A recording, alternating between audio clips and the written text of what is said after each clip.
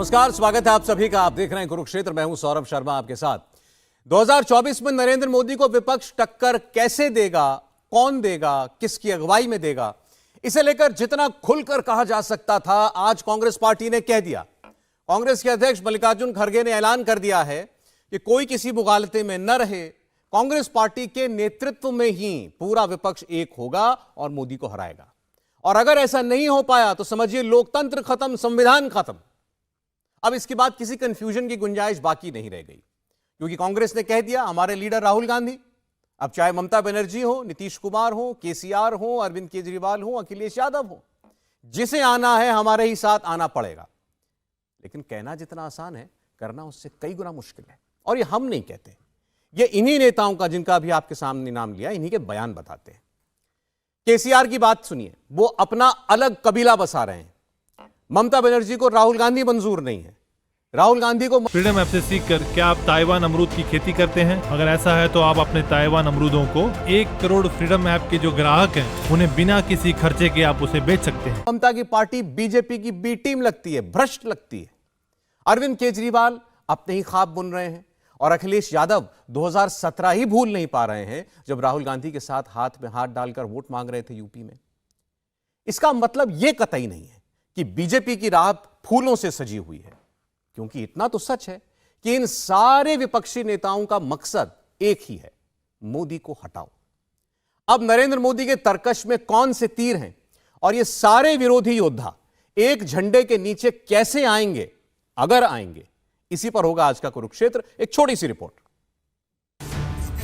कांग्रेस अध्यक्ष मल्लिकार्जुन खड़गे ने करीब करीब ऐलान कर ही दिया कि राहुल गांधी ही प्रधानमंत्री पद के उम्मीदवार होंगे और बाकी पार्टियों को आना है तो कांग्रेस के साथ आ जाएं। मतलब कांग्रेस ने अभी से ही ममता बनर्जी, केसीआर, केजरीवाल और नीतीश कुमार के नामों पर वीटो लगा दिया है। फॉर्मूला भी समझा दिया है। 2024 में कांग्रेस महागठबंधन 272 सीटें लाएगा। With every party, now and then, we are calling, we are talking, we are sharing our views how to win 2024. Therefore, the BJP will not get majority. Some people say they will not get majority. All other parties together, of course Congress will lead. We will get the majority. We will follow the constitution. We will follow the democracy. Let 100 Modis or Shah come. This is India. And constitution is very strong. क्या खड़गे साहब ख्याली पुलाव पका रहे हैं या सच में कोई चुनावी दाव खेल रहे हैं? अब सोचिए, 80 सीटों वाले यूपी में अखिलेश यादव और मायावती कभी साथ आएंगे? और अखिलेश तो खुद कांग्रेस के साथ नहीं आना चाहते। 42 सीटों वाले बंगाल में ममता बनर्जी खुद पीएम पद की उम्मीदवार हैं। वो कांग्रेस से हाथ मिलाएंगी? 48 सीटों वाले महाराष्ट्र में ठाकरे और पवार जरूर कांग्रेस के साथ हैं, लेकिन यहां लड़ाई सीटों के बंटवारे पर होगी। क्या महाराष्ट्र में कांग्रेस चौथे नंबर की पार्टी बनना चाहेगी? 40 सीटों वाले बिहार में नीतीश और तेजस्वी कांग्रेस को जल्दी गठबंधन बनाने की हिदायत दे रहे हैं। इसका मतलब यह माना जाए कि कांग्रेस से वो ये पहले जानना चाहते हैं कि बिहार में वो 2-3 सीटों पर चुनाव लड़ेगी, इससे ज्यादा सीटों की मांग तो नहीं करेगी। नीतीश कुमार पहले भी कह चुके हैं, कांग्रेस जो फैसला करे सोच समझ कर करे। सब जान लीजिए, हम वेट कर रहे हैं खाली। अब आप लोग इतना जल्दी, हम इसीलिए हम वेट कर रहे हैं। नहीं तो बाकी और पार्टियां थी, बहुत सारी पार्टियां एकजुट होने के लिए तैयार बैठी हुई है। लेकिन अब आप सोचिए, हम तो चाहते हैं कि भाई अधिक से अधिक लोग एकजुट हो जाए। ताज आप पाए हुए हैं, ताज ही के माध्यम से आपके पार्टी के नेतृत्व को हम अनुरोध करेंगे कि जल्दी से जल्दी फैसला करिए और हम लोग को बुला करके बात कर लीजिए कि कहां और किनके साथ एकजुट होकर के अगला चुनाव लड़ना है। ये जिस दिन फैसला कर दीजिएगा और उसी दिन हम सब लोग एकजुट हो जाएंगे, हम मिल करके लड़ेंगे, तब जान लीजिए आप अच्छी तरह से मुक्ति हो जाएगी। और अगर आप लोग ठीक से सोच करके चलिएगा, जो हम कह रहे हैं शुरू से, हम इंतजार कर रहे हैं। अगर मेरा सुझाव को अगर मान लीजिएगा, कहीं 100 के नीचे जाएंगे, जान लीजिए। अब मेरा मसला नहीं मानिएगा तो क्या होगा आप जानिए, आप लोग जानिए, हमको। गठबंधन में जो सबसे बड़ा पेच है वो ये कि कांग्रेस 400 से ज्यादा सीटों पर लड़ना चाहती है, बाकी दलों को 100 सीटें ही देना चाहती है, लेकिन विपक्ष कांग्रेस को 200 से 250 सीटें देने के पक्ष में है, क्योंकि 2019 के नतीजों में कांग्रेस कई राज्यों में 0 रही तो कहीं चौथे, कहीं तीसरे नंबर पर रही। इसलिए विपक्ष चाहता है कि कांग्रेस को उतनी ही सीटें दी जाएं जिनमें जीतने के चांसेस ज्यादा हों। ऐसे में खरगे का यह फॉर्मूला चलेगा या हवा हवाई ही साबित होगा? कई नेताओं की बयान आपने सुने। मेहमानों का स्वागत करते हैं प्रेम शुक्ला जी बीजेपी से, आलोक शर्मा जी कांग्रेस पार्टी से, माधव आनंद जी आरएलजेडी से, उपेंद्र कुशवाहा जी ने जो पार्टी लॉन्च की है उससे हमारे साथ हैं, राजीव रंजन जी जेडीयू से हैं, मानव जायसवाल जी तृणमूल कांग्रेस से हमारे साथ हैं, और मेरे साथ स्टूडियो में एक बहुत वरिष्ठ पत्रकार रामकृपाल सिंह जी। आप सब लोगों का बहुत स्वागत करते हुए एक छोटा सा बयान और दिखाना चाहते हैं आपको। राहुल गांधी मेघालय में है, वहां पर वो वोट मांग रहे हैं, तृणमूल कांग्रेस भी वहां पर चुनाव लड़ रही है। अब चूंकि हम विपक्षी एकता की बात कर रहे हैं, आपसे थोड़ी देर पहले राहुल गांधी ने एक रैली की मेघालय में और वहां उन्होंने तृणमूल कांग्रेस के लिए अलग से बोला। राहुल गांधी तृणमूल कांग्रेस के बारे में क्या सोचते हैं ये आप खुद सुनिए। The history of the TMC, you know the violence that takes place in Bengal, you know the scams, the Sharda scams that have taken place. So you're aware of their tradition. They came to Goa, spent huge amounts of money in Goa, and the idea was to help the BJP. And this is exactly the idea in Meghalaya. The idea is to ensure, the TMC's idea in Meghalaya is to ensure that the BJP is strengthened and they come to power. Rahul Gandhi कह रहे हैं कि ममता बनर्जी की party का मकसद है BJP को, जहां वो चुनाव लड़े राज्यों में, वहां बीजेपी को सत्ता में लाना, कांग्रेस पार्टी को सत्ता से बाहर रखना। मैं शुरुआत आलोक शर्मा जी आपसे करना चाहता हूं। आपके पार्टी अध्यक्ष ने आज जो स्टेटमेंट दिया कि सब लोगों से हमारी बात हो रही है, विपक्ष एक होगा, भाजपा इस बार 2024 में जरूर हारेगी, तो उन विपक्षी नेताओं में ममता बनर्जी भी जरूर शामिल रही होंगी। राहुल गांधी उनकी पार्टी को भ्रष्ट बता रहे हैं, कह रहे हैं तो बीजेपी को जिताना चाहते हैं। देखिए, मुझे लगता है कि विपक्ष तो अभी भी एक है, वो तो बीजेपी की बी टीम और बीजेपी की सी टीम, वो एक हैं। इसमें कहीं कोई कंफ्यूजन नहीं है। चाहे राष्ट्रपति का चुनाव हो, उपराष्ट्रपति का चुनाव हो, संसद के तमाम बिल हों, सभी में तो टीएमसी ने बीजेपी की मदद की है। 3 विधायक थे, 3 से 73 पर बीजेपी के विधायक पहुंच गए। किसके शासनकाल में पहुंचे? तमाम तरह के जो इनकी जांच थी वो सारी की सारी रुकी हुई। लेकिन अब जिस तरह के आपने पूरा वक्तव्य दिखाया सौरभ भाई, मुझे उस पर आपत्ति। बताएं। विपक्ष इतनी सीट देना चाहता है, वो इतनी, आपको कहां से पता चल गया कौन किसको कितनी सीट देना चाहता है? हम कह रहे हैं कि आम आदमी पार्टी, केसीआर, टीएमसी, ये हमेशा बीजेपी की मदद करते हैं। आज माने राहुल गांधी जी ने एक बात कही और उसकी पुष्टि कर दी ममता जी ने स्वयं। उनकी लड़ाई पूरी तरह से कांग्रेस से है। आज सिचुएशन यह है कि आप यूपीए वर्सेस एनडीए की तुलना कीजिए। आप यूपीए देखिए कहां पर है। यूपीए में जितने घटक दल थे वो मैक्सिमम 7 है। एनडीए 2 दर्जन से ज्यादा घटक दल थे, वो कहां पर हैं? आप बताइए। जो 30-30, 40-40 साल पुराने वाले शिवसेना, अकाली दल थे, वो उनके साथ नहीं बचे। जहां तक बात है बसपा, अखिलेश या सपा की जी, दोनों ने मिलकर बीजेपी के साथ सरकार बनाई है, चली नहीं, वो एक अलग बात है। 2009 में दोनों ने बिना शर्त के समर्थन दिया था, ये भी सच्चाई है। टीएमसी अगर 2011 में पहली बार पावर में आई तो 43 एमएलए हमारे जीत कर आए थे और 7 मंत्री थे हमारे। तो ये गठबंधन 1989 के बाद से गठबंधन का दौर रहा है। अभी 1.5 वर्ष है, बहुत चीजें रहेंगी। ठीक है आलोक जी, जरूर है।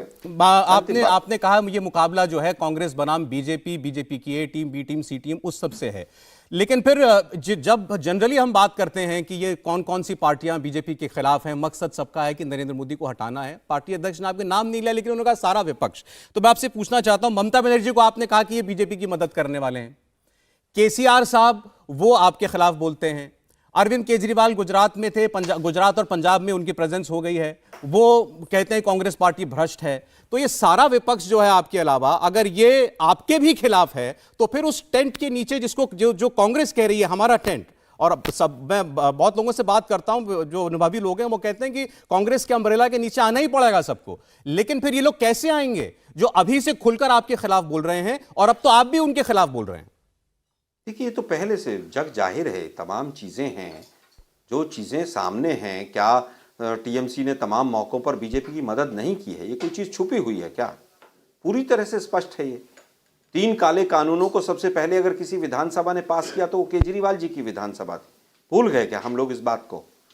केसीआर ने तमाम बिलों को पास किया, इस बात को भूल गए क्या हम?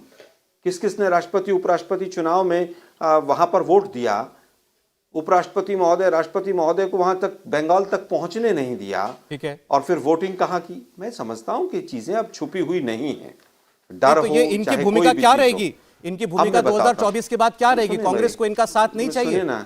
मैं समझता हूं कि अगर वो लाइक माइंडेड पार्टीज हैं, वो हमारे साथ आए, बीजेपी का साथ देना छोड़ें। लेकिन सवाल आज ये है कि अकाली कहाँ है, पूछता हूं मैं, सेना कहाँ है आज? देखिए, मैंने आनंद शर्मा जी, मैंने वो जो रिपोर्ट अभी दिखाई उसमें साफ कहा कि बीजेपी के लिए कोई राह आसान नहीं है। विपक्ष को लोग बिखरा हुआ बताते हैं, इसका मतलब ये नहीं कि बीजेपी के लिए कोई बहुत फूलों से सजी सेज, ऐसा नहीं है। मैं आपकी बात पर जरा उत्तर ले लूं मानव जी। एक मिनट, छोटा सा मैं उत्तर देता हूं। मैं केवल ये कहना चाहूंगा कि केवल गठबंधनों से सरकारें न बनती हैं न बिगड़ती हैं। केवल गठबंधन से सरकार की जो अपनी परफॉर्मेंस है वो भी बहुत मैटर करेगी।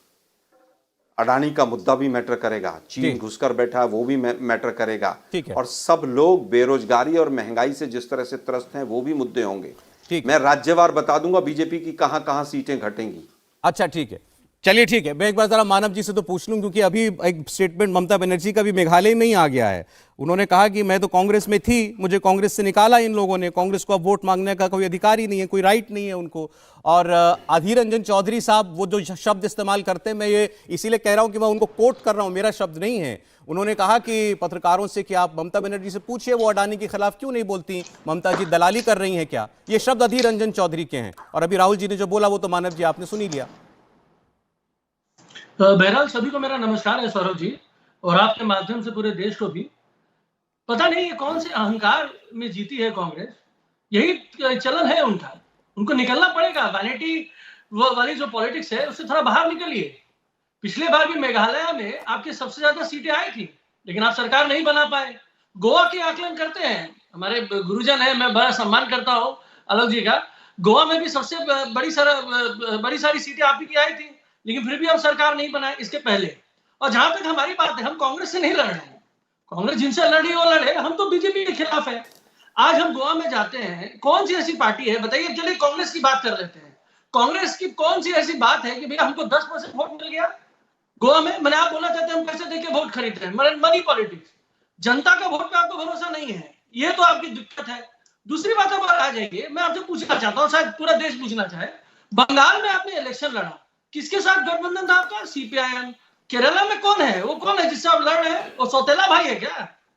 समझ लीजिए। दूसरी बात, आपकी आइडियोलॉजी क्या है? आप देश को बता दीजिए। हमारी आइडियोलॉजी, हमारी नेत्री ने पूरे देश को, जितनी भी राजनीतिक पार्टी है, सबको प्रखर रूप से मुखर होकर बताया है कि हम हर धर्म का सम्मान करते हैं। हम राजनीति में किसी भी धर्म को नहीं दुखाना चाहते। हम राजनीति कर्म की करते हैं। हमने कर्म किया है, हमने बच्चियों को पढ़ाया, बच्चियों को स्वावलंबी बनाया, माताओं को सुरक्षित रखा। आज हमारी दीदी ने, हमारी बंगाल गवर्नमेंट ने, बंगाल सरकार ने एक कार्ड निकाला है स्पेशली फॉर द एनआरआईज कि भाई आपको निवेश करना है कि आपको सिंगल विंडो अपॉर्चुनिटी मिलेगा। मानव जी, कांग्रेस पार्टी आपको बीजेपी की बी टीम इसीलिए कहती है क्योंकि आप पर इल्जाम यह है कि आप वहां चुनाव लड़ने के लिए जाते हैं जहां पर बीजेपी की प्रतिद्वंदी कांग्रेस पार्टी है। आप कांग्रेस पार्टी को कमजोर करते हैं वहां जाकर, फिर कहते हैं कि हम बीजेपी को हराना चाहते हैं, मोदी को हराना चाहते हैं। मैंने जो ओपनिंग रिमार्क दिया उसमें तो मैंने सिद्ध कर दिया कि भैया आपके जो लोग हैं, आपके जो नेतागण हैं, आप जब जोड़ते हैं तो वो बिखर जाते हैं, वो चले जाते हैं बीजेपी में। तो कौन बी टीम है? कौन वो मुखौटा करके बैठा है? कौन वो लोमड़ी है जो किसी के खाल में बैठा हुआ है? या आप चिंतन कर लीजिए। एक मिनट में जरा आप राजीव जी के पास जाना चाहता हूं। प्रेम जी, मैं आ रहा हूं उसके बाद आपके पास। राजीव रंजन जी, आपकी पार्टी के लीडर श्री नीतीश कुमार जी, अब से नहीं, अब तो कई महीनों से वो इस कवायद में लगे हैं कि विपक्ष को एकजुट किया जाए। अभी उनका हमने बयान दिखाया, कांग्रेस पार्टी के नेता से वो कह रहे थे मंच से कि आपका इंतजार हो रहा है, आप खुलकर सामने आइए, सब लोग को एक करिए। आपके सामने ही कांग्रेस पार्टी और तृणमूल कांग्रेस के हमारे साथी जो हैं वो यहां पर बैठे हैं। ऐसे में कैसे नीतीश कुमार जी का जो ख्वाब है सब विपक्ष को एकजुट करना पूरा होगा? देखिए, उसकी पहल बिहार ने कर दी है और देश के ज्यादातर राजनीतिक दलों के यहाँ नुमाइंदे यहाँ है। कम्युनिस्ट पार्टी और कांग्रेस के बीच का जो मुकाबला है, वाम मोर्चा के हैं और कांग्रेस के बीच का मुकाबला, चाहे वो बंगाल में एक दूसरे के खिलाफ लड़े हैं, त्रिपुरा में एक दूसरे के खिलाफ लड़े, केरल में लड़े, लेकिन बिहार में महागठबंधन में कांग्रेस और लेफ्ट दोनों साथ हैं। आरजेडी और जेडीयू ने एक दूसरे के खिलाफ बहुत सारे चुनाव लड़े हैं, एक दूसरे के साथ हैं। कांग्रेस के खिलाफ हम लोग भी लड़े थे, हम लोग सब साथ हैं। आज देश की जरूरत क्या है? लोकतंत्र जब खतरे में, लोकतांत्रिक मूल्यों के लिए जब संक्रमण काल, जब संवैधानिक संस्थाएं निशाने पर, अभिव्यक्ति की स्वतंत्रता छीनी जा रही हो, प्रेस की आजादी, बीबीसी उसकी एक मिसाल के तौर पर हम लोग देखते हैं। और जब शासन पर यह ठप्पा लग जाए कि अपनों के लिए वो नियमों और कानूनों को कुछ भी नहीं समझती है, जी ठीक। यह अडानी प्रकरण में यहाँ नियामकों की भूमिका, केंद्र सरकार की भूमिका, केंद्र सरकार के नेताओं की भूमिका, इससे बिल्कुल साफ है कि भारत की अर्थव्यवस्था को भी दांव पर लगाने में इन्हें गुरेज नहीं होगा अपने लोगों को बचाने के लिए। अब ऐसे हालात से देश को अगर उबारना है तो फिर नीतीश कुमार जी का जो बिहार मॉडल है, यही देश में नरेंद्र मोदी जी और भारतीय जनता पार्टी के खिलाफ एक प्रभावी चुनौती राजीव जी, मैं वही तो पूछ रहा हूं कि वो आपको धरातल पर उतरता हुआ कैसे दिख रहा है? ये केवल एक उदाहरण है तृणमूल और कांग्रेस के बीच का, दोनों पार्टियों की अपनी राजनीति है। अब क्या आपको लगता है कि नरेंद्र मोदी के खिलाफ जब चुनाव 2024 का विपक्ष लड़ेगा, कम से कम उस वास्ते, उस नाते ही सही, ये आपसी मतभेद, आपसी दुश्मनियां हैं, बल्कि ये तो राजनीतिक दुश्मनियां हैं, ये भुला देंगी पार्टियां? कांग्रेस कहती है केसीआर भी अडानी का नाम नहीं लेते हैं। मैंने तो आपको कहा, राजनीतिक दुश्मनी की बात अगर कहें तो बिहार का जो ये ग्रैंड अलायंस है, वो तो इसकी मिसाल है, जहां कई तरह के जो द्वंद्व हैं वो गठबंधन में शामिल दलों के बीच में पूर्व में रहे हैं, एक दूसरे के खिलाफ चुनाव लड़े, एक दूसरे के खिलाफ बहुत कुछ कहा, लेकिन देश की जो आज आवश्यकता है, जो समय की मांग है, उसके हिसाब से आपकी उम्मीद अभी भी यही है कि विपक्ष बिखरेगा नहीं, एक होगा 2024 से पहले? प्रेम शुक्ला जी के पास जाना चाहता हूं। जी ठीक, प्रेम शुक्ला जी, देखें ये तो अभी कांग्रेस और टीएमसी का रुख था वो अभी स्पष्ट हो गया है, लेकिन फिर भी बहुत से लोगों का मानना है कि एक दो राज्य की बात नहीं है। जैसे अभी राजीव जी ने कहा बिहार में तो फॉर्मूला कामयाब है, बिहार, महाराष्ट्र में विपक्ष आपके खिलाफ पूरी तरह से एकजुट है, उत्तर प्रदेश में भले विपक्ष एकजुट ना हो, लेकिन जिस पार्टी के पास सबसे बड़ी ताकत है वो आपके खिलाफ खड़ी है, समाजवादी पार्टी। प्रेम जी, ठीक है ना, देखिए विपक्ष को भी चुनाव लड़ने का अधिकार है, हमारे खिलाफ चुनाव लड़ने का उनका पूरा संवैधानिक अधिकार है। हम कहाँ कह रहे हैं कि सब जो हैं वो हमारे साथ आ जाए। भारतीय जनता पार्टी साथ आने का तो सवाल ही नहीं है, वो कह रहे हैं हम साथ आएंगे, आप खुशफहमी में ना रहें, ये बिखरे हुए हैं, सब एक हो जाएंगे। जी नहीं, आ जाए ना, किसने रोका है? तृणमूल कांग्रेस पार्टी को राहुल गांधी गरियाते रहे और तृणमूल उनको गरियाते रहे और साथ रहे, वो कौन रोक रहा है उनको? हमने कब मना कर दिया भाई? अरविंद केजरीवाल और वो साथ आ जाए, हमने कब रोक दिया? हमने केसीआर को रोका क्या? भारतीय जनता पार्टी रोकने गई केसीआर को कि आप राहुल गांधी का नेतृत्व मत मानिए? हमने तो नहीं कहा ना कि जो है वाईएसआर कांग्रेस के जगनमोहन रेड्डी कांग्रेस के विरोध में चले जाएं। ये भारतीय जनता पार्टी ने तो प्रेरित नहीं किया ना, ये उनकी अपने राजनीतिक निर्णय है। बीजू जनता दल वो कांग्रेस के विरुद्ध चुनाव लड़ रहा है, ये हमने कहा है क्या कांग्रेस के खिलाफ लड़ने के लिए? तो जिसको जहां पर सहूलियत होगी वो उसके हिसाब से चुनाव लड़ेगा, जिसका जिसके साथ गठबंधन जमता होगा उसके साथ गठबंधन करेगा। हाँ, ये निश्चित है कि भारतीय जनता पार्टी पूरे देश की और पूरी दुनिया की सबसे विशालतम पार्टी है, 18 करोड़ से अधिक कार्यकर्ताओं वाली पार्टी है, 300 से अधिक सांसदों वाली, लोकसभा सदस्यों वाली पार्टी है। आने वाले दिनों में हम 350 लोकसभा सांसद ले आएंगे। अब कांग्रेस के पास तो 200 सीटें ऐसी हैं जहां कांग्रेस की प्रेजेंस ही नगण्य है। आप मुझे बताइए, उत्तर प्रदेश में कांग्रेस जो है दूसरी कौन सी सीट जीतने जा रही है, किसको दिखाई दे रहा है वो बता दे। कोई 80 सीटें हैं, आप मुझे कृपा करके बताइए तृणमूल कांग्रेस पार्टी के सामने बंगाल में कितनी सीटें जो है कांग्रेस जीत रही, 40 सीटें वहां पर है। ओडिशा में कितनी सीटें कांग्रेस जीत रही है, उनका काम इस बात से चलता है कि आपको यूपी में अखिलेश यादव हरा दें, आपको बंगाल में ममता हरा दें। अच्छा, अब इससे उनका काम बन जाता है। नहीं सुन लीजिए, अच्छा है, नहीं बहुत अच्छा प्रश्न है आपका। और 190 सीटों पर पिछली बार 2019 के चुनाव में कांग्रेस और भारतीय जनता पार्टी के बीच सीधा मुकाबला लगभग 190 सीटों पे हुआ था, जिसमें से 180 सीटें भारतीय जनता पार्टी जीती थी। तो कांग्रेस आए लड़ ले, हम कहां मना कर रहे हैं कांग्रेस को लड़ने से। और मुझे बताइए ना, मध्य प्रदेश से पिछली बार हम 24 सीटें जीते थे, तो वो मध्य प्रदेश की सारी सीटें जो है क्या वो दूसरी किसी पार्टी के उटकटुआ के उतरने कारण जीते थे? राजस्थान हम सारी सीटें किसके बूते जीते थे भाई? गुजरात में कांग्रेस से हमारा मुकाबला था, सारी सीटें हमने जीती थी कि नहीं जीती थी? और सपा बसपा के गठबंधन के बावजूद 64 सीटें उत्तर प्रदेश में हम लेकर आए थे, हम उसी तरह से फिर लेके आएंगे। चलिए अच्छा ठीक है, आपने 2 बार कर दिखाया, आपको लगता है तीसरी बार भी होगा। गरीब कल्याण का बल है। एक मिनट रामकृपाल जी को चर्चा में लाना चाहता हूं। हमको युवा कल्याण का बल है। रामकृपाल जी, आप भी इस बात को मानते हैं कि बीजेपी के अलावा अगर विपक्ष को एकजुट होना है, अगर किसी एक नेतृत्व के नीचे बाकी पार्टियां खड़ी हो सकती हैं तो वो कांग्रेस पार्टी है। किसी इंडिविजुअल की बात नहीं कर रहा, मैं राहुल गांधी का नाम नहीं ले रहा हूं, कांग्रेस पार्टी की बात कर रहे हैं। और ये एक वास्तविक बात समझ में आती भी है। लेकिन जिस किस्म के वैचारिक मतभेद, राजनीतिक मतभेद और प्रतिद्वंदिता विपक्षी दलों के अंदर है, जिसका एक नमूना हमने भी देखा, क्या उसके बावजूद ये मुमकिन है? देखिए, आज खड़गे जी ने जो बात कही है उसको उसमें 2 चीज़ें हैं। एक तो एक सच्चाई है कि अगर लीडरशिप कांग्रेस या बीजेपी की नहीं है तो कोई भी सरकार इस मुल्क में 5 साल नहीं चल सकती। ये उनकी सच्चाई है।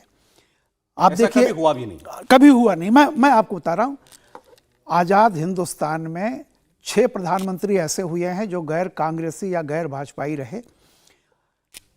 मोरारजी देसाई, चौधरी चरण सिंह, बीपी सिंह, देवेगौड़ा, आई.के. गुजराल, चंद्रशेखर। ये जनता ने देखा है, ये सारे प्रयोग 2.5 साल से कम में खत्म हो चुके। तो खड़गे जी का ये कहना सही है कि अगर वैकल्पिक राजनीति या विपक्ष, अगर मोदी बीजेपी को हटाना है तो फिर ये तय है कि कोई राष्ट्रीय पार्टी की लीडरशिप होनी चाहिए। लेकिन आज की तारीख में राष्ट्रीय पार्टी की लीडरशिप उसी पार्टी को मिल सकती है जिसके पास कम से कम 150 सीटें लाने का अपने बूते दम हो। 2004 में 144 सीटें कांग्रेस जीती थी, जिसको सोनिया जी कहती हैं कि हमने 2004 में दिखा दिया था, इंडिया शाइनिंग बिल्कुल फेल हो गया था। बात सही है, लेकिन याद रखिए कि 2004 में जो मेन कंट्रीब्यूशन था, 144 सीट कांग्रेस पाई थी, वामपंथ की एक बहुत बड़ी गठरी उसके साथ मिलती थी, और आंध्र और तेलंगाना। आज इसमें से कुछ भी नहीं है उसके पास। तो सवाल इस बात का, जैसे मैं ही कह रहा था कि आप ये देखिए ना कि 150 सीटें आप कहां से लाएंगे। क्योंकि मैं एक 2 वाक्य और कहूंगा, क्योंकि एक बात को सच्चाई जान लीजिए कि क्षेत्रीय पार्टियों के लिए दुश्मन नंबर 1 कांग्रेस रही है। कश्मीर से लेकर के तमिलनाडु तक क्षेत्रीय पार्टियों ने ही कांग्रेस को राज्य से बाहर किया है। इसमें कहीं भी बीजेपी नहीं है, सिवाय इसके बीजेपी एक मध्य प्रदेश, राजस्थान, छत्तीसगढ़। जी सर। महाराष्ट्र से भी अगर बाहर किया है तो शरद पवार और शिवसेना ने इनको। तो मैं ये कह रहा हूं कि उन्हीं क्षेत्रीय दलों, वे क्षेत्रीय दल कितनी सीटें आपको देंगे, किनसे एकता करने जा रहे हैं? तो 2004 की स्थिति नहीं है। ठीक है सर, मुझे ब्रेक के लिए रुकना पड़ा है, मजबूरी आपको रोक रहा हूं। आपने ये कहा कि ये विपक्षी एकता, सारे लोग, सब लोग एक होंगे या नहीं होंगे, ये प्रश्न तो तब उठेगा जब कांग्रेस पार्टी खुद अपनी स्थिति को बेहतर करेगी। 125-150 सीटों के बगैर ये चर्चा ही बेमानी है। चलें, इस पर आलोक जी से हम राय लेंगे। आलोक जी का क्या इस पर मानना है? अभी कुछ दावे प्रिंस शुक्ला जी ने भी किए। माधव जी, आपके पास मैं आता हूं, क्योंकि बिहार से ये सारे प्रयोग की शुरुआत की गई। अभी राजीव जी ने बताया कि बिहार ने ये कर दिखाया है जिसको बस रेप्लिकेट करना है पूरे देश के अंदर। तो बिहार की वास्तविकता भी आपसे जानेंगे। छोटा सा ब्रेक।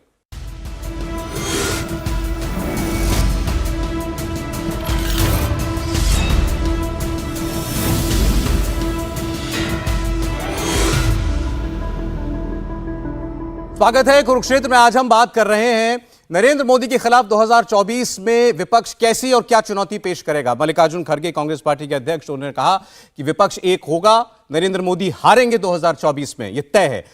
हमारे पैनल में तमाम वरिष्ठ मेहमान हैं। मैं शुरुआत करना चाहता हूं अब माधव आनंद जी से इस चर्चा की इस सेगमेंट में, क्योंकि बिहार का जिक्र हुआ ब्रेक से पहले और कहा गया, अभी हमारे साथ हैं हमारे साथी राजीव रंजन जी, कि बिहार ने विपक्षी एकता कैसे हो सकती है इसका उदाहरण दिखा दिया है।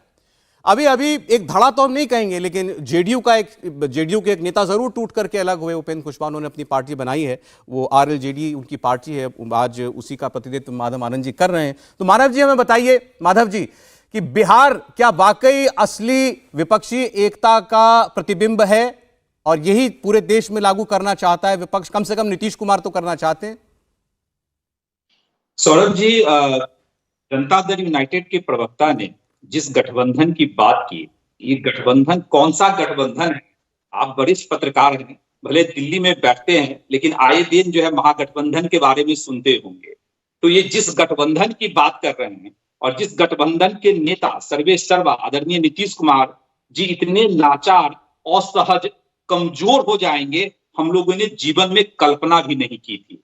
यानी बड़े दुख के साथ कहना पड़ा है, जो पार्टी 17 साल से लगातार सत्ता में बैठी हो, इन प्रकार, चाहे बीजेपी के साथ गठबंधन करके हो, चाहे आरजेडी के साथ हो, सत्ता में बनी रहे और उस पार्टी के मुखिया की ऐसी स्थिति हो जाए जहां उनकी कोई बात ही ना सुने, उनके बयान का कोई महत्व न हो, तो आप अनुमान लगा सकते हैं किस तरह के गठबंधन है।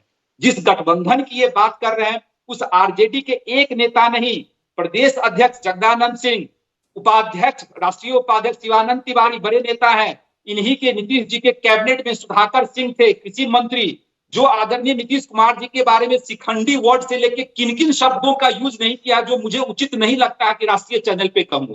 वो उस गठबंधन की बात कर रहे हैं कि इस तरह के गठबंधन होनी चाहिए। अरे भाई, अगर इस तरह की गठबंधन आप लोग करेंगे तो मुझे तो लगता है 100 सीट भी अगर आ जाए पूरे विपक्षों को, विपक्षी पार्टियों को, तो एक बहुत बड़ी सफलता आपको मिल जाएगी। माधव जी, अब नीतीश कुमार का साथ कौन कौन छोड़ करके गया उसको छोड़ें, लेकिन अगर पार्टी की स्थिति देखें तो सारी पार्टियां तो खड़ी है ना बीजेपी के खिलाफ। अभी भी आपने अपना अलग दल बना लिया, अब आप किस तरफ है मैं नहीं जानता। अब आप बीजेपी के साथ आएंगे या नहीं आएंगे? माधव जी, एक अनार 100 बीमार। बीजेपी के पास एक चेहरा, देश के सभी लोग, सभी नागरिक जो प्यार आदरणीय मोदी जी को प्रदान कर रहे हैं, लगातार स्नेह उनको मिलता रहा है और प्रधानमंत्री, देश हित में उनका प्रधानमंत्री बने रहना जरूरी भी है। दूसरी तरफ विपक्ष के लोग, जहां कई चेहरे हैं, राजनीतिक महत्वाकांक्षाएं इतनी ज्यादा हैं कि कौन नहीं चाहता है कि मैं जो है प्रधानमंत्री बनूं। उपेंद्र कुशवाहा की क्या महत्वाकांक्षा है? आज बड़े दिनों बाद आपके मुंह से आदरणीय नरेंद्र मोदी सुना, प्यार और उत्साह और स्नेह जनता का उन्हें मिल रहा है, सुना। जी के मैं तो आदरणीय नीतीश कुमार जी के लिए भी कह रहा हूं, भले अलग हो गए हैं, लेकिन मैं उनके लिए श्रद्धा कम नहीं हुई है।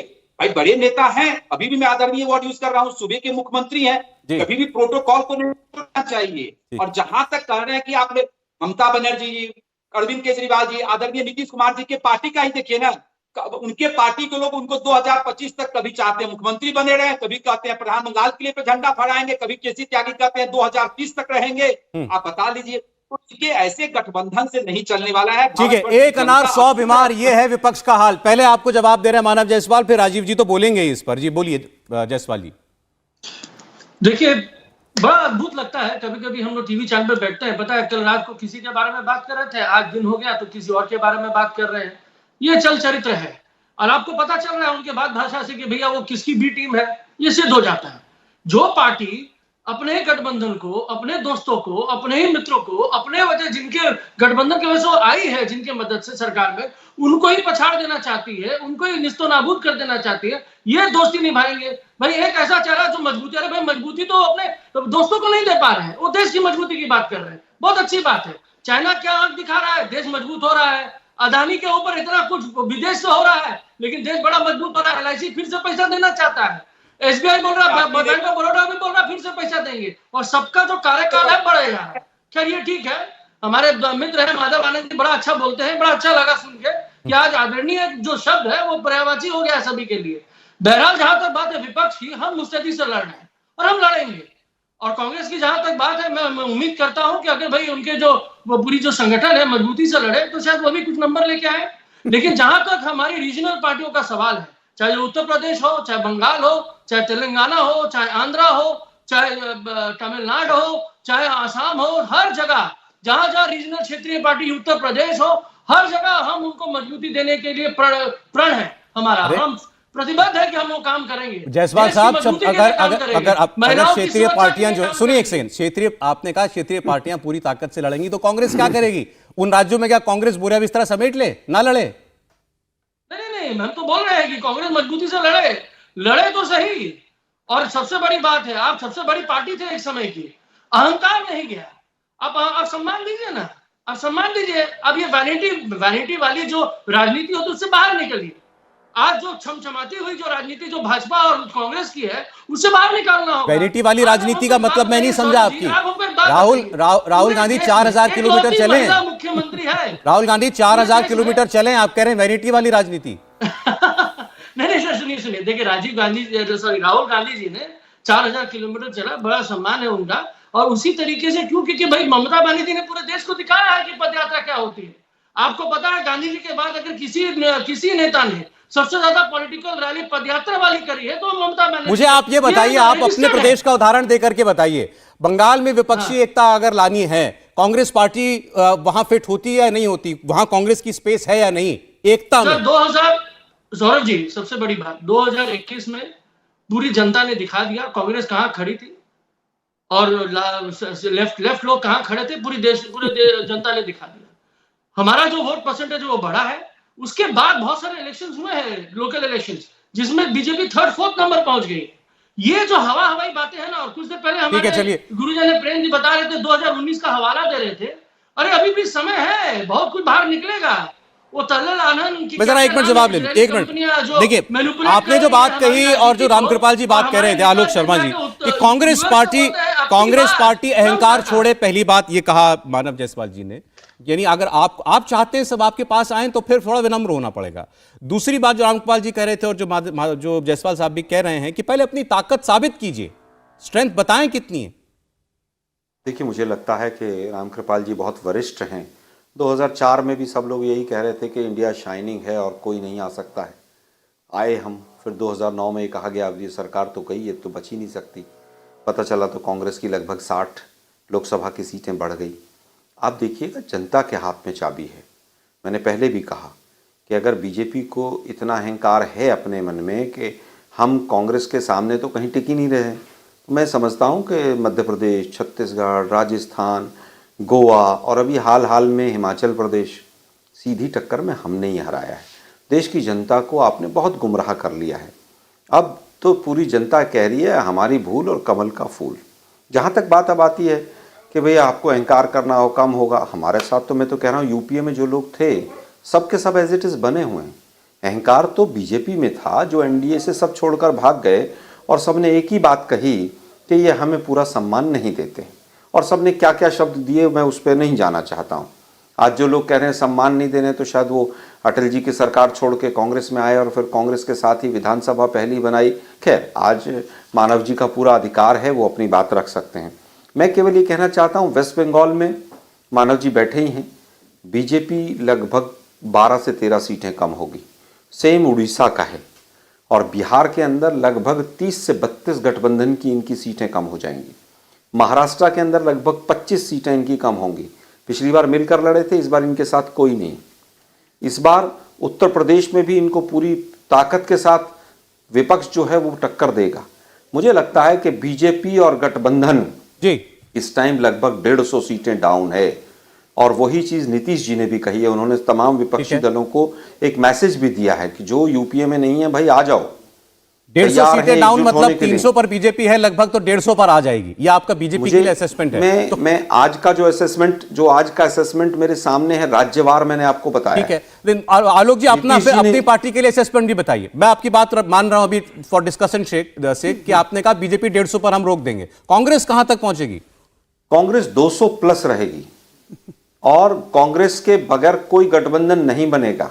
और तमाम दल भी इस बात को समझ चुके हैं।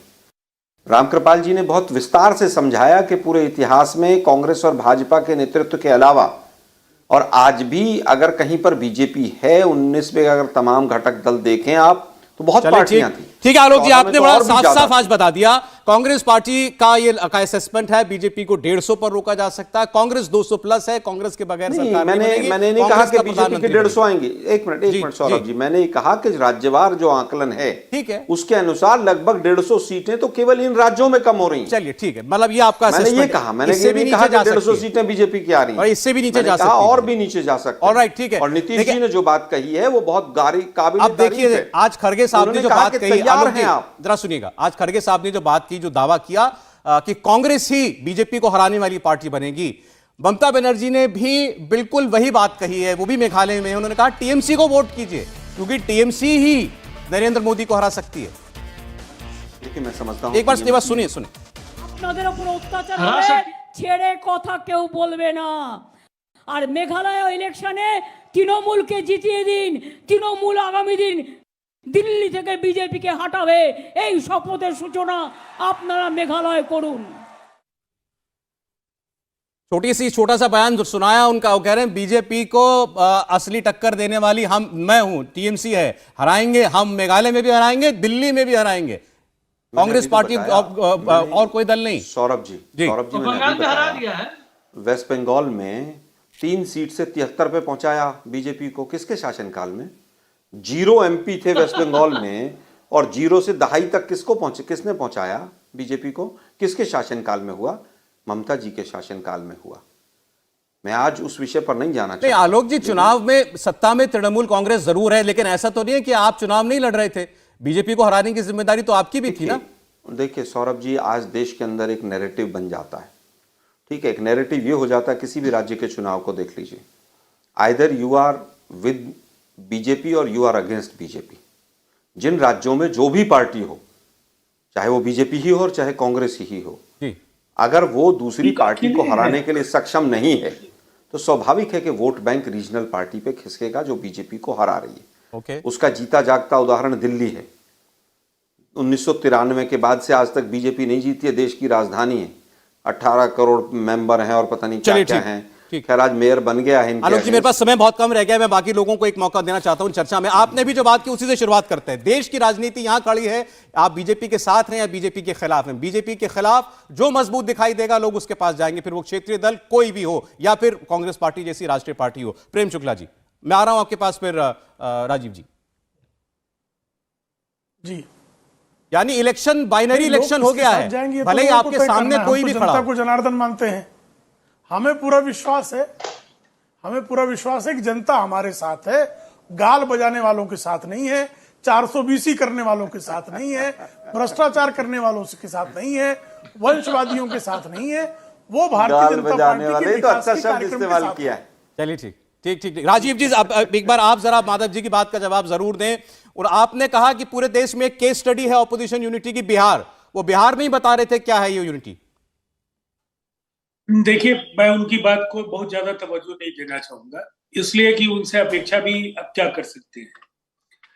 सवाल है राजनीति का अर्थ केवल उप मुख्यमंत्री होना और मुख्यमंत्री होना है, तो फिर जनता दल यूनाइटेड के साथ उनको नहीं जोड़ना चाहिए था। पहली बात, मैं अभी रामकृपाल जी के बेबाक विश्लेषण से काफी हद तक सहमत हूं, इसलिए कि उन्होंने कुछ जो प्रश्न सामने रखे हैं वो कांग्रेस को भी समझना होगा, क्षेत्रीय दलों को भी समझना होगा। ये कहीं ना कहीं ये समझना है कि एक जो विश्वास का संकट है उसकी वजह क्या है? कांग्रेस के खिलाफ ज्यादातर क्षेत्रीय दलों का अभ्युदय हुआ। ठीक। जो उस समय कांग्रेस बनाम सारे राजनीतिक दल, ये एक फेज था। आज भारतीय जनता पार्टी बनाम फ्रीडम ऐप से सीखकर क्या आप ताइवान अमरूद की खेती करते हैं? अगर ऐसा है तो आप अपने ताइवान अमरूदों को 1 करोड़ फ्रीडम ऐप के जो ग्राहक हैं उन्हें बिना किसी खर्चे के आप उसे बेच सकते हैं। सारे राजनीतिक दल हैं। तो अब इस विश्वास का जो फासला है, अविश्वास का फासला घटे, इस पर कांग्रेस को भी पहल करनी है। ठीक है। और कुछ मजबूरियां हैं, देश के कई राज्यों में चुनाव हो रहे हैं, वहां के वोटर्स को भी इन स्टूडियो बहसों में संदेश कांग्रेस को भी देना है और टीएमसी को भी देना है, मजबूती से लड़ रहे हैं। लेकिन मुझे लग रहा है इससे अलग हट करके अलग अलग दलों के नेताओं के मन में ये बात बिल्कुल साफ है कि अगर नरेंद्र मोदी जी और भारतीय जनता पार्टी का विकल्प बनना है जी, तो जिन राज्यों में जो क्षेत्रीय दल प्रबल हो, जहां कांग्रेस भारतीय जनता पार्टी के खिलाफ अकेली लड़ती आई है, ठीक है, एक समन्वय के साथ एक राष्ट्रव्यापी मोर्चा ही आज समय की मांग मतलब है। ठीक, मेरे पास समय भी इतना ही था। मैं धन्यवाद करूंगा आप सभी का। आप ये कहना चाह रहे हैं कि कांग्रेस पार्टी जहां जहां बीजेपी के खिलाफ इकलौती प्रतिद्वंदी है वहां तो कांग्रेस लड़े, बाकी जहां जिस राज्य में जो क्षेत्रीय पार्टी है वहां उसके ऊपर छोड़ दे बीजेपी को टक्कर कैसे देनी है। अब कांग्रेस यही कहती है सारी कुर्बानी हम क्यों दें।